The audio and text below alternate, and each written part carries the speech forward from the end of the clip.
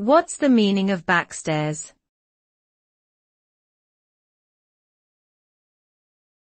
Backstairs.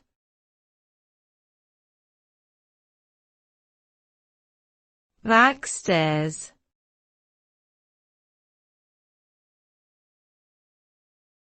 Backstairs.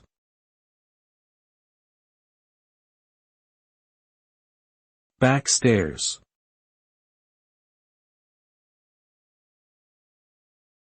The word backstairs is typically used as an adjective to describe something that is done secretly or behind the scenes, often with less than honorable intentions.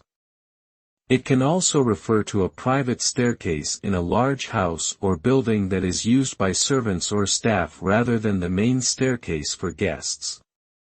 The term backstairs influence is often used to describe the unofficial and sometimes nefarious means by which people gain power or exert control over others.